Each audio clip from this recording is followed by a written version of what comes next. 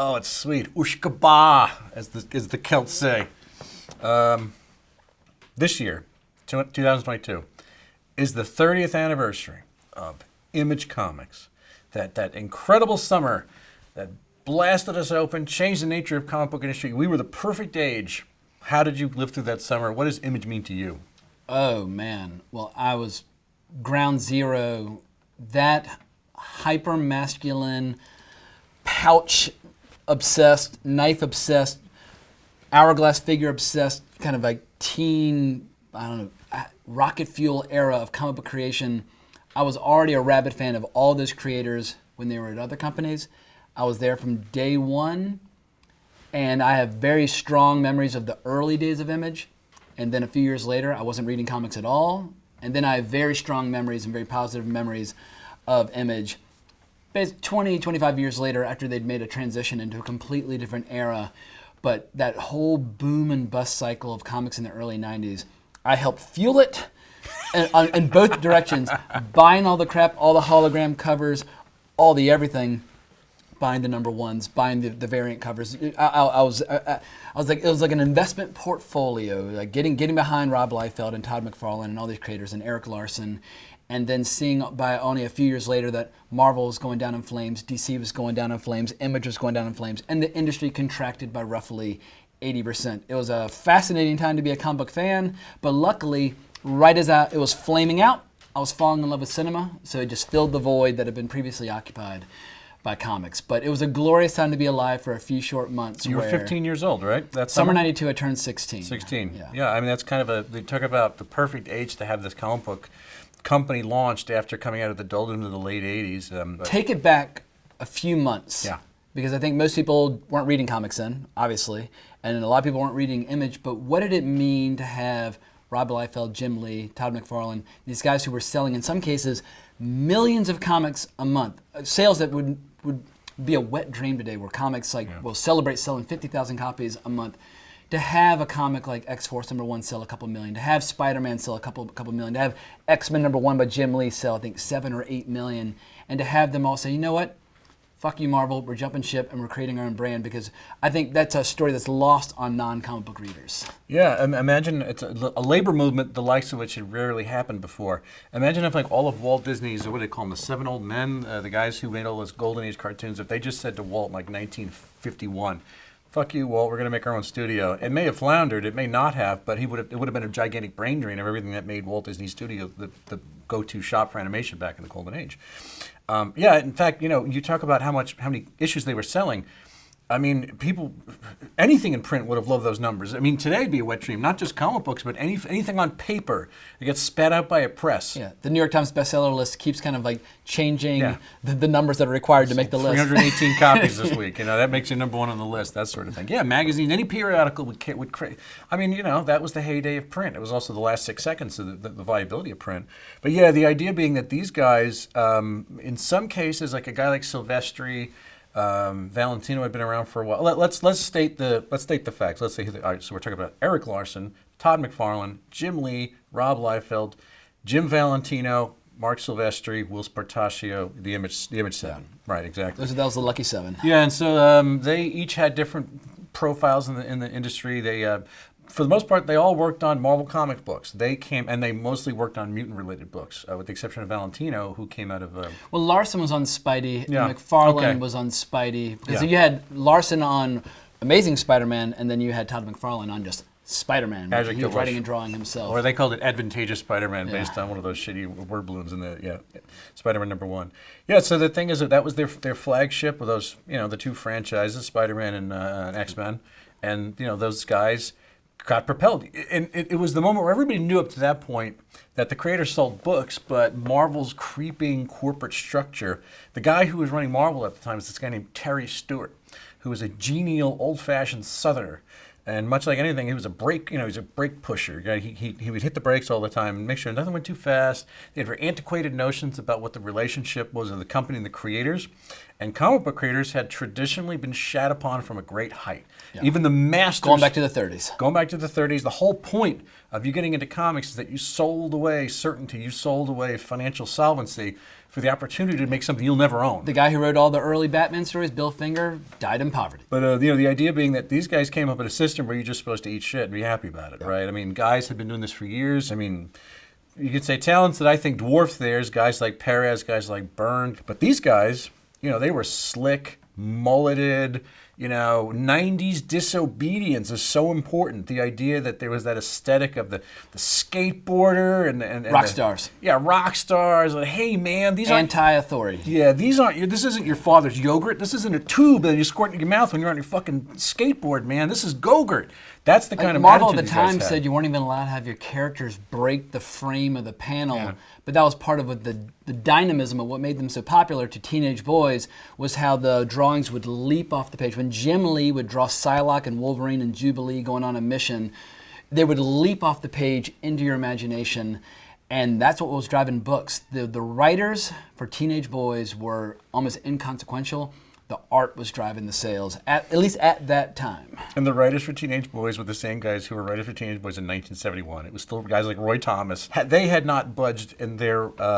Jim Starlin, all these badasses. Some guys were able to, Chris Claremont had modernized Phage, but a lot of these guys, the Michelinis of the world, these guys are great, but they're really stodgy, really hidebound guys. It was the art that was moving the page. The fact that guys like Todd McFarlane and Liefeld had no use for conventional, like Byrne Hogarth trained anatomy lessons. Yeah, their sense of perspective is questionable at best. Juvenile at best. Yeah, juvenile at best. And it's like people like McFarlane because his body looked like it was made of rubber. There was no bones in any of these things. It was cross-hatched to oblivion. A guy like Liefeld was just all about pure dynamism without any fundamentals, creating human bodies. Which I can forgive him when he's like 19 and young rock star, but even decades later, still drawn the same way. It's like, oh, okay, well.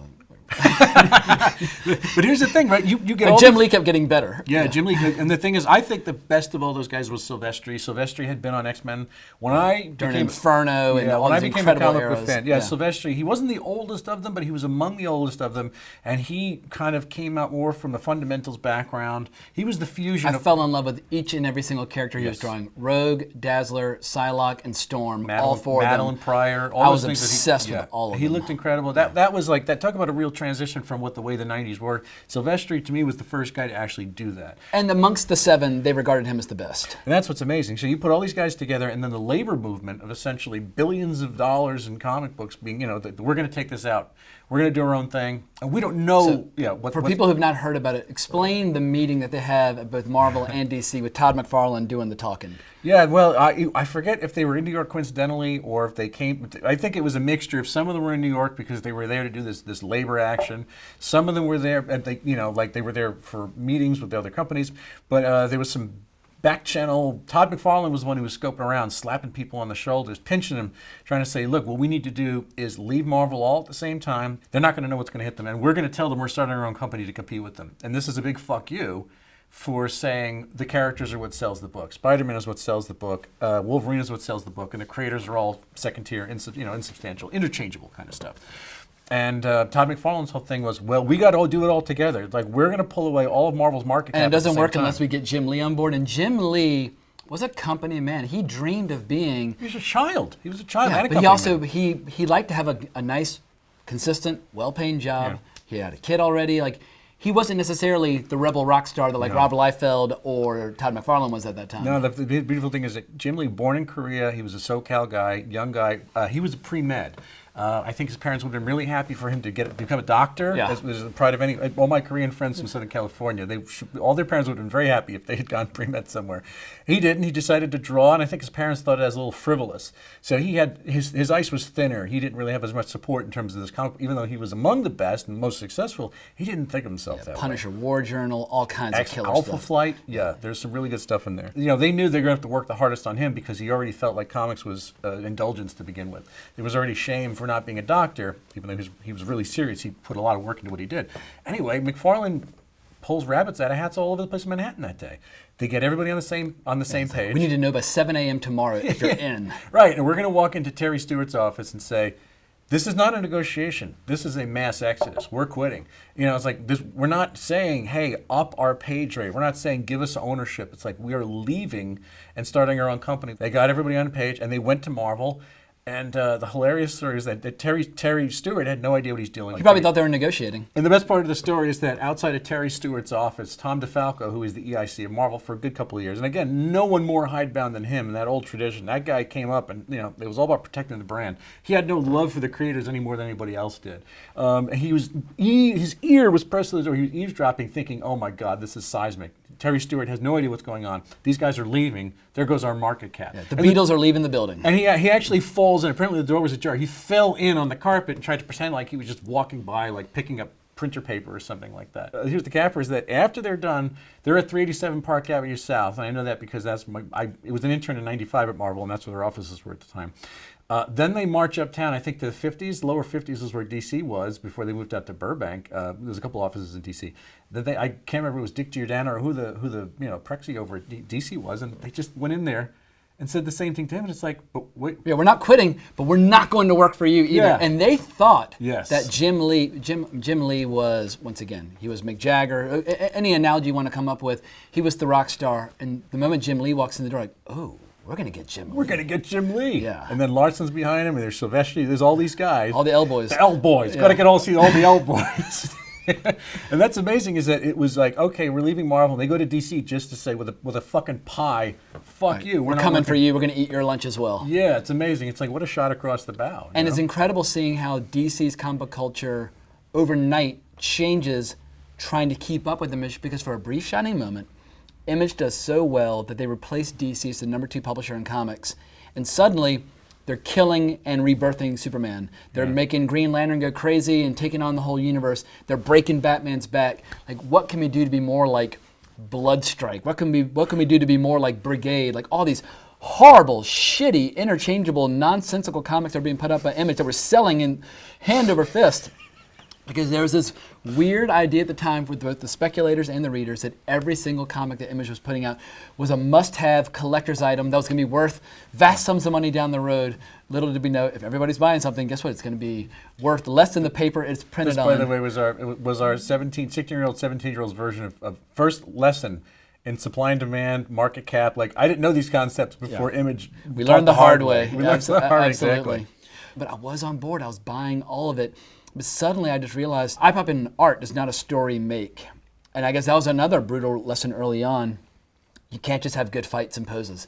You need an Alan Moore, you need a Grant Morrison, you need a Garth Ennis. So Image kind of like reinvented and destroyed comics all at once, because when you see Marvel in the mid-90s trying to respond to Image, they're doing like Onslaught and then the Heroes Reborn. With Heroes Reborn, they're bringing Jim Lee and Rob Liefeld back, and it's just like, it was awful. Like, I've been reading comics since before I could read. I would read comics where I couldn't read. It was hieroglyphics.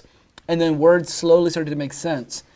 And to give up comics in college, it was like giving up like your teddy bear. I couldn't believe I wasn't reading comics anymore. But eventually it was, ironically, the writers who lured me back in and made me a diehard reader again for like 15, 16 years. I think these guys are rock stars. These guys are striking out in ways. Spike Lee was making Rob Liefeld commercials. Yeah, like, that's how big of a Levi's rock stars 501. they were. Yeah, and the thing is, it's like these guys were striking out for Siegel and Schuster. Hell, I mean, they were stabbing up for guys who were still working in the business who had no voice. There was just a lot of yeomans who were working in comics for years. Guys like Tom Palmer, Paul Ryan, Richie Buckler, Butch Geis, I don't know, Mark Bright. I mean, there were so many guys who were making comics who could not do this. They just had to take the shit that they were offered. I really like the theory of what they did, the balls. They're funny guys. They're entertaining. A lot of moxie, if we can use that word.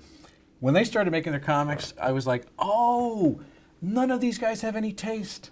They make terrible comics when they're left to their own devices. And they're young and disorganized, and so they don't get published on time. So suddenly you're waiting 4 or 5 months between issues. Like, wait a second, when Todd McFarlane was at Marvel, every month, like clockwork, the issue came out. Now I might wait half a year. Once these guys were untethered, they became bosses of their own companies, especially Liefeld jumped up to a studio of like 50 guys. He had a sweatshop. And he went from Youngblood to like 4 books very quickly. Very quickly. The thing is, it's like, oh, what they left out and what comic book fans maybe didn't give enough credit is that some of these old, stodgy, hidebound creators, the DeFalcos of the world, the Fabian Nicieres of the world, the Chris Claremonts of the world, the Roy Thomases of the world, they gave these guys a structure. They restrained and asked them to do something, not, like it's not just about blasting the panel, it's understanding why you're going to blast the panel, when, and what's the overall storytelling arc. If removed from some of these sources of restraint, these guys did not do their best work. What Carl Potts did with Jim Lee on Punisher War Journal was got Jim Lee to do his best work of his career. Or Peter David working with Todd McFarlane. Peter and David Hulk. working with When Todd you have McFarlane and Hulk. Wolverine Arguably fighting Hulk. the best work of his Nobody career. rereads Spawn, but people will reread that issue of Hulk Yeah.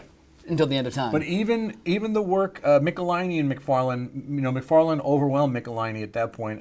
Like he was the boss of the book. like Amazing Spider-Man 300 and things like that. Exactly. Yeah. But it's like Peter David was still the guy, and Todd McFarlane he did a year. He did a year on the book as a journeyman, and he was still working out his craft. But he did the best storytelling. And those were the best Todd McFarlane, and still to this day, it's not the flashy art. It doesn't look like Spawn 100. It is much better. It's gorgeous, but just a hint of taste and restraint. We're all talking about this, like, hey, what could go wrong with Image? It's like you have this great creation myth, and of course, just a few years later, anything that looks that good is going to start tumbling on its own weight. And there I were guess. rifts between the creators. And the moment you have Liefeld doing Captain America for Heroes Reborn, basically going back to Marvel for work for hire, and you got Jim Lee going back and doing Fantastic Four, it fueled resentment between the creators. And then when you have Jim Lee selling off his Wildstorm imprint to 98, DC, 99, yeah. basically it was, I guess, too good to last, and a lot of the comics aren't worth rereading, and it looked like everything was going to fall to pieces, but then somehow Image manages to pick up the pieces and reinvent itself where it becomes better than ever. They start making different series in different genres, and it's like, oh, there's detective work, there's noir fiction. Yeah, there's Powers. some Powers horror. was, on the surface, a superhero comic, but it really was a cop show. Now, if you go back and read Torso and Jinx, for Christ's sake, like those, that stuff was like such heavy collage. He actually drew those. It People was forget like that. being like a Pacific Northwest like grunge band or being an indie filmmaker. Comics had that flavor and zine swagger had for a a while. zine look to it, the way Yeah. like Riot Girl would make zines or punk bands would But I make think zines. the real turning point is when Robert Kirkman becomes as big and influential. But once again, Robert Kirkman is a writer, not an artist. When they bring him into the fold and he comes up with Invincible and Walking Dead, Yeah. and Walking Dead's just Get one of those Battle comics. Pope. Yeah, but Walking Dead was one of those comics where it started out weird little black and white comic about zombies. Every month, pretty much sales continued going up. Now it's become a worldwide sensation. But it's funny how Image, which started out, it's all about the dynamic art, being a rebel rock star. Eventually, it was a writer who would kind of reinvent and save the company in a lot of ways, which paved the way for it becoming, as you describe it, HBO of comics. They have incredible art, still to this day. The difference is that the art doesn't adhere to one style. They're all over the grid. But that's the beauty of comic books now, too, where you have there's a plurality of art styles. And especially, it's loaded with Italians, right? There was a scouting effort in the boot to bring over guys like Carmine Di Domenico, Salvador LaRocca, a Spaniard. I love him. He's yeah. great. He's fucking great. Suzuka, a bunch of guys from Croatia and the former Yugoslavia. Todd McFarlane sold a lot of toys, made a couple $100 million, had a movie made, et cetera, and so forth. He's got his own empire. But the big success story is coming into Image, because the Image does not own your characters, it does not own your work. They take a little piece of the action to keep the lights on. All they own is the logo, designed by Rob Liefeld. Yeah. They don't own anything else. So if you are a writer and you don't mind being paid nothing, if your book's selling 5,000 copies a month, Can publish. you will then own your character, you will own your creation, so that if and when Amazon comes knocking and says, hey, that comic Invincible you did 15 years ago, we would like to make an animated show, boom, you reap the benefits. And that's what's the seismic shift in the model, because at Marvel, when you see someone like Thanos popping up on the screen in Endgame, and you know that Jim Starlin, who created him, isn't really getting any piece of the action except for as like an apology check because of the bad headlines. It's like, well, wait a second, he came up with that character, but it was work for hire. So Marvel owns Thanos. At Image, if you invent The Walking Dead, it's yours. And that's the seismic change, and that's why Image stays good, because someone like Grant Morrison he's happy to give you a great idea or a great character or a great story because he knows you're not going to steal it from me. You're not going to screw him like Superman or Batman or whatever. Is it worth mentioning, my old friend, that Image became Image around the same time that Vertigo stopped being Vertigo? Because that's kind of the missing link in all this. Vertigo was that kind of brand in the 90s. Absolutely. R.I.P. Vertigo, and Image takes up the slack for them, Yeah. Image in the 90s was all about the artist, whereas Vertigo in the 90s was all about the writer. And they had the best writing in comics was to be found over Vertigo. All right, so who's the bigger success story? You talk about this. Is it Kirkman because of The Walking Dead, or is it Miller selling his entire line over to Netflix? A deal that no one talks about, but was for beaucoup bucks. I would regard Miller as the better success in terms of legacy, because he's created his own fictional setting, his own line. It's a variety of titles. Mark Miller, at a certain point, looked at Stan Lee and said, everybody loves Stan Lee, because in the early 60s, he came up with the Fantastic Four. He helped co-write Spider-Man and co-created with what the hell's the co-creator of Spider-Man, the artist? I'm blanking. Ditko. Yeah, Steve Ditko. And obviously co-creating the Avengers. Like, people remember him because of this library of characters he gave birth to alongside Kirby, etc. in the early 60s. Miller was giving Marvel their best stuff in the early 2000s, but he jumped ship. And he has given stuff to Image as well, but eventually he created Miller World, which is ideally what you want to be as a creator. Create your own fictional setting, your own new franchises, your own new characters, and that's why we get Kick-Ass, which leads to a movie like Kick-Ass, which is one of the best R-rated superhero movies ever made, directed by Matthew Vaughn, which then opens the door to the Secret Service franchise, or Kingsman. It's Kingsman: The Secret Service, which was drawn by Dave Gibbons, which becomes the movie, which then becomes Golden Circle, which then becomes The Kingsman, and there's a show on the way. There's so few examples of new franchises coming into being over the last 10 years. Mark Miller is one of the only guys who has given birth to new concepts, new stories, new franchises. Netflix bought all his ideas and all his comics, made him exclusive. The thing is that 6 seconds later, they completely changed they own the comics. Did you watch Super Crooks? No. Dude. I know, there's something there, but it's like... Mark Miller's comic, coupled with Japanese animation, it was so goddamn good it'll make your head spin. Sure. Nobody watched it, but Mark Miller went back to his original 6-issue limited series, wrote additional material, and it was like the best comic book adaptation I've ever seen. And for whatever reason, the really good comic book adaptations get ignored so often. Netflix it's a needle in a stack of needles. That's one of the worst things you can do, is make something incredibly interesting for Netflix, because that's one way to make sure no one ever sees it. So I guess I'm contradicting myself when I say I no longer want to see anybody adapt anything that I like. But every once in a while, something like Super Crooks does get made. If they could get the same Japanese animation team to adapt Nemesis as a show, go hard R, go X, whatever, I will watch. Let me just close this segment out by saying, you know what? I don't ever want to see pencils by Rob Liefeld again. I don't want to see anything by Todd McFarlane again. However, I love these guys as raconteurs. All I want to do is see them talk. As personalities now, they're elder statesmen. I want them on like the fucking Hollywood squares of the Match Game. That's where they belong at home in comic Give me your bullshitting best, about everything. Give me your best Todd McFarlane impersonation, but as if you're Rob Liefeld impersonating Todd McFarlane. So you're working on the hands and the fingers. It's like I'm drawing all the bricks and all the details and all the walls. I'm drawing the windows and the cross hatching while you're just sitting there working on fingers and hands and elbows. The thumbs. The thumbs. That's what he said. Well, Todd McFarlane is like a guy who, in another life, probably would have been a great hot dog salesman at a baseball diamond, and just talking, because he loves baseball. He's obsessed with baseball. He loves collectibles. But he would have been the most charismatic person in the baseball diamond, and he would have been an institution for decades. People would remember for the rest of their lives.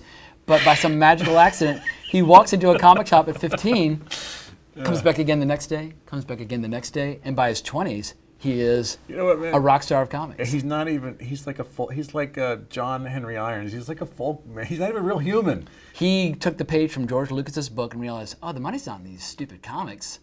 It's the toys. I gotta own the toys for these things. Or Mel Brooks would say, merchandising, where the real money's made, etc. He got into the merchandising, and now he has enough money to basically create his own island empire.